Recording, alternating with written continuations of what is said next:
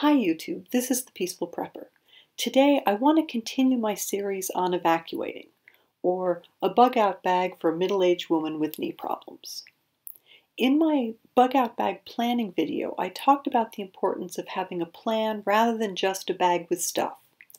But once you've given some thought to a few possible bug-out locations, how you'd get there, and you or your group's strengths and weaknesses, you probably are starting to think about what supplies you want to bring and in what form. I thought I'd show you the different bags I've tried as I was building my Bob over the last few years and explain why my choices kept changing as I developed my evacuation plan and put more thought into it. I'm not sure whether this will turn out to be helpful to anyone, but I thought it might be useful for me to show you some of the bag mistakes and dilemmas I've gone through as I came to my current configuration, which I think is better but certainly can be improved on. I'm also not looking at the backpacking or tactical bags that are typically discussed, so you probably haven't seen these particular bags in bug-out videos. Like everything in a Bob, the choice of bags will differ wildly depending on your needs, your capabilities, and your environment. The main criteria I was looking at were weight, comfort, capacity, durability, specific features like organization, and a reasonable cost. I think all of these are worth considering, but there may be other criteria which are much more important to your specific circumstances. I'll just say this about cost. I don't think I need to invest, or I hope I don't need to invest a lot of money in order to set up my bug-out bag or other prepping kits in a way that it'll be useful in an emergency. Whenever possible, I like to reuse things that I already own, and certainly look for reasonably priced items when I need to buy things. The individual items in a Bob usually aren't that expensive, but they do add up, so it's worth looking for ways to save money wherever you can.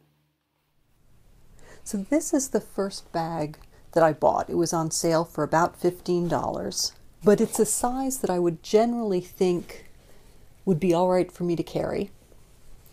But and it has some nice pockets that worked well. You know, as I loaded up with the things that I thought I should be carrying, it just was a little bit too small, and it became pretty heavy, and it didn't have any kind of waist strap, although it did have a chest strap. So I decided to look at a bag that I'd had for a long time and really like. I've had this for 10, 15, maybe even 20 years. And it's a little bit bigger than that. It has lots of good organization. It also has places for water bottles. And it does have it's not a real hip strap, but it does have a waist strap and compression straps. And this fit everything very well that I was trying to put into my bag. But it weighed, with the amount of water I wanted to take, it was weighing over 25 pounds, almost 30. And it just made me realize that I needed to rethink what I was doing, because carrying 30 pounds on my back was not a good solution if I have to walk far distances. So that brought me back to my planning and deciding on a two-tier system, which I discussed in the previous video. I want something light and that makes it comfortable for me to carry supplies I might need to help me get to my destination, including some basic survival gear, and then a larger bag that's mobile but would be too heavy for me to carry on my back for any distance, to keep supplies to use over 3 or more days once I reach my destination. This gives me the option to leave behind the heavier bag if I need to prioritize just getting to a safe place. I'm using a light day pack for my first tier, but there are other lightweight, close-to-the-body options, including a fanny pack, a crossbody bag, or even a vest. Peaceful Prepper, yes, he has the same name as I do without the before it. And even though we have the same name, we actually aren't related. Just a little YouTube joke there. Anyway, Peaceful Prepper is also doing a series of videos on his bug out system, including his bug out vest. He's a longtime prepper with survival experience who lives in rural Maine. His knowledge and experience and his location give him a very different perspective on bugging out than mine, but I'm learning a lot from his videos, and I'll put a link to the first in the series, which is the bug out vest, below. Once I decided that having a two-tiered system made the most sense, then it was clear that what I wanted in my first tier in the backpack was the lightest bag possible.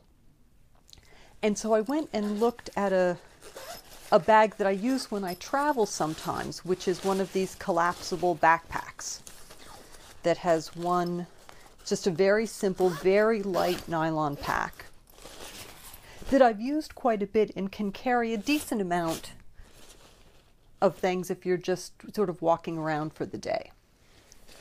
But there were quite a few things that didn't work as I sort of began to pack it and think about it. First, there's really no organization. You know, the inside is just one big empty space. There's this one pocket on the outside and no place for water bottles.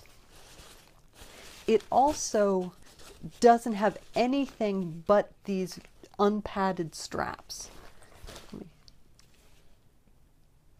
So I pulled out a bag that I use quite a bit and really didn't want to dedicate to my Bob, which is the LL Bean Stowaway. And it's very light, it's ripstop nylon. But this had a lot more organization and features, and that's why this is the one I'm using. So it has this front pocket, a side pocket, and a pouch on the outside, as well as side pouches for water bottles or something else, and compression straps. Then on the back, it does have some mesh and padding to keep you from getting overheated. It has padded straps. It has a chest strap, which I actually need to, it is an adjustable one, but I really need it up here. So I'm going to try to figure out a way to see if that can adjust. And it also has, where are they here? Straps, they're not really hip, it's not a hip belt because it rides too high, but they go around your waist and they do help keep the pack close to your body. They don't transfer the weight to your hips, but since you're not carrying a lot of weight, that doesn't seem so critical. And I have to say, I've actually looked, because I like very light packs, I've looked at quite a few of the ones that are collapsible for travel, and this is the one that I like best. This actually was a gift from a friend, and she found it, but it's well made. I've used this for quite a while now, just on day hikes. I used to keep it in my car, around and about, and a friend of mine uses this almost every day for her pack when she's biking. In terms of the fit, I'm 5'6", have a fairly long torso, or relatively long torso, and to have this fit me better, I keep this as at its at the shortest it goes, down here for the strap. So if you're a lot smaller than me and you're carrying a heavier load, the straps might be a little bit long. If you have a longer torso and are taller, there's plenty of room to make the straps longer. To carry the supplies that I want access to once I reach my destination, I thought a rolling suitcase would be a good choice, since I'll be walking on sidewalks and streets, and it's a common sight in the city. As always, if I can use something that I already have and rarely use, that's my first choice. So my initial thought was a really old rolling suitcase that I didn't use anymore. But even though it's on wheels, it's very heavy, about 12 to 15 pounds empty, which is really the reason I don't use it anymore. It was just too heavy to get it down the stairs quickly and lift it whenever I needed. So I took my 22-inch suitcase, the one on the left that I do still use sometimes. Not quite as often. It's the maximum carry-on size for airlines, and the maximum carry-on size now is sometimes too big to be able to carry it on. So I don't use it all the time anymore. It weighs about 7.5 pounds empty, which is a big improvement. But about a year ago, I bought myself a four-wheel spinner to replace the super heavy bag that I just mentioned. Now, even with two wheels, if you're dragging a suitcase for miles, it can wear you down, especially since we generally pull the bag behind us, and that forces us to twist just a little bit, which isn't good for our back. After using my new spinner, the four wheels totally bear the weight of the bag if you're on level ground, and it can also be pulled like a two-wheeler. So I've been wanting to upgrade to one for my Bob, and just last month I found one on sale at ebags.com where I also had a bunch of points, so that brought the cost down to I think $35 or $40. So I'm now using a spinner that only weighs 6 pounds empty. So here is my current bag configuration. A light day pack to help me walk to my bug out location, and a 6-pound four-wheeled suitcase to carry the supplies to sustain me and possibly others for 72 hours at my destination. Of course, nothing is perfect. On the whole, I'm really happy with the backpack, its size, weight, and the features. I do want to figure out a way to reposition the chest strap, and in an ideal world, I'd be able to use a hydration pack as well. A hydration pack would position the heaviest item in the pack, which is water, right up next to my back, and give me easy access to drink as I'm walking. And again, the suitcase fits most of my criteria: the weight, the size, the wheels, but I've never used it before, so I don't have experience with its durability. I'm also always concerned that one of the four wheels in a spinner could break off, although the spinner I do own has been through lots of airports, being tossed around as a checked bag, and has been fine. In the past week or so, I've watched some really good videos on bugging out that I wanted to let you know about. I mentioned Peaceful Preppers series earlier. Tina at Pecan Corner did a video response to my planning video and shared her experience evacuating from the Texas coast during hurricanes. I really recommend checking it out. She shares a lot of the specific issues they encountered, including what might happen even when you're out of the immediate danger zone.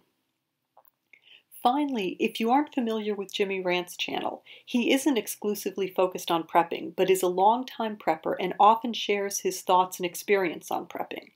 He just did a video called Preppers, You Don't Need This Crap. He put rant in his channel title on purpose and tends to talk about things in a very colorful way. One of the only people I know who can mix good common sense advice while talking about cranberry-colored camouflage dog collars and Muhammad Ali. So those are 3 places you might want to check out. As always, I love to hear your comments, criticisms, and suggestions. The next video will finally get into the gear part of the Bug Out series. So thanks so much for watching. Be safe, be happy.